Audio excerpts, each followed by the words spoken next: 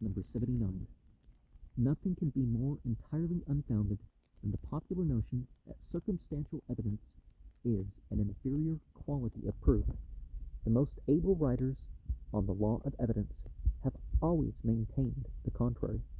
Sir William Blackstone and Sir Matthew Hale, it is true, have expressed the very just and humane opinion that circumstantial evidence should be weighed with extreme caution, and the latter has expressly said that in trials for murder and manslaughter no conviction ought ever to be had until the fact is clearly proven, or the body of the person alleged to have been killed has been discovered, for he stated that 2 instances had occurred within his own knowledge in which, after the execution of the accused, the persons supposed to have been murdered had reappeared alive. Probably one of the most extraordinary cases of fatal confidence in circumstantial evidence recorded in the history of British criminal jurisprudence is that commonly referred to as the case of Hayes and Bradford. In that case, a murder was certainly committed, the body of the murdered man was readily found, the murderer escaped, and after many years confessed the crime in a dying hour, and another person who had designed to commit the murder but found his intended victim already slain was arrested as the murderer, and, after an elaborate trial, suffered for the crime upon the gallows. There is a case in the criminal jurisprudence of our own country, in all its strange particulars, far surpassing the British example, to which I have referred, and attended by circumstances almost incredible, more the evidence and vouchers less respectable than they are. I refer to the case of Stephen and Jesse Byrne, who were tried for the murder of Russell Colvin and convicted before the Supreme Judicial Court of the State of Vermont in October 1819. In this remarkable case, it must be observed that the judges appeared to have acted in utter disregard of that merciful caution of Sir Matthew Hale, to which I have alluded, and that these miserable men were rescued from their impending fate in a most remarkable manner. It is my purpose to present a clear and faithful account of this occurrence, and to enable the reader to go along with me step by step, with perfect confidence in a matter in which, from the marvelous character of the circumstances, to doubt would be extremely natural. I will first exhibit the sources from which the elements of this narrative are drawn. 1. The public journals of the day published in Vermont. 2. Mystery developed, and so on, by the Reverend Lemuel Haynes, Hartford, 1820. 3. A sermon on the occasion by the same. 4.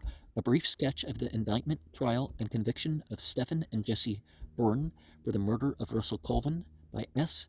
Putnam Waldo, Hartford. 5. A collection of remarkable events by Leonard Deming, Middlebury, 1825. 6. Journals for the General Assembly of the State of Vermont for 1819, October session, in which page 185 may be found the minutes of the testimony taken on the trial and certified up by Judge Chase to the legislature by request on petition for a commutation of punishment. 7. Law Reporter, published in Boston, Volume 5, page 193. 8. Trial of Stephen and Jesse Byrne, Rutland, 1820. 9. Remarks thereon, and A Review, Volume 10. I wonder what NA stands for. Page 418.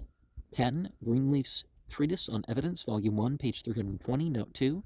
11. Cooley's Memoir of Reverend Lemuel Haynes, New York, 1839. In the village of Manchester, Bennington County, and State of Vermont, there resided in 1812 an old man whose name was Barney Moran, who had 2 sons, Stephen and Jessie, and a daughter, Sarah, who had married Russell Colvin. Like the conies of the Bible, these people were feeble folk.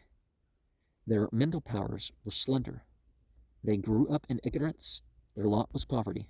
Colvin, in particular, was notoriously an imbecile. He had been for a long period partially deranged. He was incompetent to manage the concerns of his family.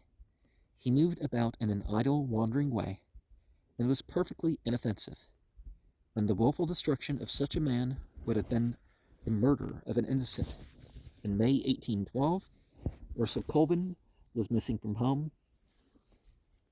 This, in a consideration of his uncertain habits, occasioned at first but little surprise, but his continued absence for days and weeks and months produced very considerable excitement in the village of Manchester. This excitement naturally increased with the term of his abstinence, and the contagion began ere long to catch upon the neighboring towns until the most exciting topic of the day throughout that portion of the Hampshire grants and the absence of mad dogs and revivals was the mysterious disappearance of Russell Colvin. Rumors began to spread from lip to lip, suspicion like a hungry leech, a German one, fastened upon the Burns. Nor was this suspicion groundless. Thomas Johnson, a neighbor of all the parties, a credible witness, who swore to the facts 7 years after, on the trial, reported that the last time he saw Russell Colvin was immediately before his remarkable disappearance, and that he and the Burns were then quarreling while engaged in picking up stones. Louis Colvin, the son of Russell, with manifest reluctance, stated that just before his father's disappearance, a quarrel took place between his father and Stephen, that his father struck Stephen first, that Stephen then knocked his father down twice with a club, that he, the boy, was frightened and ran away, that Stephen told him never to mention what had happened, and that he had never seen his father since. Here, doubtless, was legitimate ground for suspicion, and the village of Manchester on the Battenkill was in a state of universal fermentation. The very atmosphere seemed redolent of murder. It is marvelous in what manner the Burns escaped from being lynched without trial, and more especially how Stephen was preserved from the fate of his namesake, the martyr. A short-lived calm followed this tempest of popular feeling. Parties were formed. Some were sure the Burns were the murderers of Colvin. Some were inclined to believe they were not. The Burns continued to dwell in the village without any effort to escape, and the evidence against them was not deemed legally sufficient then even to authorize their arrest. It appeared upon the statement of Miss Colvin that Stephen and Jessie, her brothers, had told her upon a certain occasion that she might be satisfied her husband was dead, and that they knew it. This additional fact gave fresh impulse to the popular excitement. In such miserable society as may be supposed to have remained to these suspected men, it is not wonderful that they should often have encountered the most unsparing allusions and vulgar interrogatories, nor that they should have met this species of persecution with equal vulgar and unflinching replies. It became well established ere long, upon the declarations of a Mr. Baldwin and his wife, that when asked where Colvin had gone, one of the Burns replied that he had gone to hell, and the other that he had gone where potatoes would not freeze. It is not wonderful that upon such evidence the daughters of Manchester should begin to prophesy, and the young men to see visions, and the old men to dream dreams, in the language of one who has briefly described the condition of that village during the period of intense excitement. Every house was haunted with the ghost of Colvin. At length, a respectable man, a paternal uncle of the Burns, began to dream in good earnest. The ghost of Colvin appeared to him and told him upon his honor that he had been murdered, and indicated the place with unmistakable precision where his body lay concealed, like a bill which cannot pass to enactment until after a third reading. The declarations of a ghost are not entitled to the slightest regard until after a third repetition. Every sensible ghost knows this, of course. The ghost of Colvin seems to have understood his business perfectly, and he manifested a very commendable delicacy in selecting one of his family for his confidant. 3 times in perfect conformity with acknowledged precedent, the ghost of Colvin announced the fact of his murder, and indicated the place where his body was concealed. To put a slight upon a respectable ghost, in perfectly good standing, who had taken all this trouble, was entirely out of the question. Accordingly, the uncle of the Burns summoned his neighbors, announced these revelations, gathered a posse, proceeded to dig in the hole so particularly indicated by the ghost, and after digging to a great depth, succeeded completely in discovering nothing of any human remains. Indeed, he was as unsuccessful as our worthy friend, the warden of the prison, in his recent search for hidden treasure, excepting that it does not appear that the ghost made the slightest effort to bury him alive. This movement was productive, nevertheless, of an additional testimony against the Burns. In the hole were found a jackknife and a button, both of which Mrs. Colvin solemnly declared to have belonged to her husband. In regard to that location of the body, the ghost was certainly mistaken. Perhaps Mr. Burn, the uncle, being dull of hearing, might have misunderstood the revelation, and perhaps the memory of the ghost was treacherous. And there are entities that will betray you, right?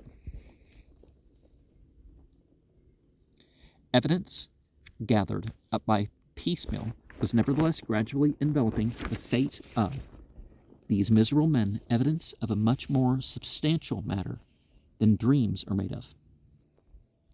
Thomas Johnson, the witness above referred to, having purchased the field where the quarrel took place between Colvin and the Burns, the children of Johnson found, while playing there, an old moldy hat which Johnson asserted at the time and afterwards at the trial swore positively had belonged to Colvin.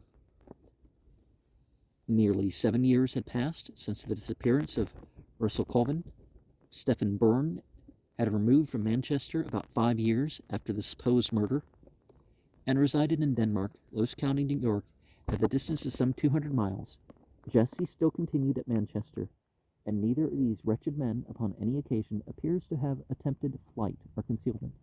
Stephen Byrne, who, as the sequel will abundantly show, seems not to have been entirely deficient in natural affection, had discovered after a bitter experience of 5 long years that the burden of his sins was not more intolerable than the oppressive consciousness of the tenor by which he lived and moved and had his being, which tenor was no other than that by which Cain walked upon the earth after the murder of Abel. Stephen Byrne gathered up the little he had and went into a far country, not hastily, nor by night, but openly, and in the light of day.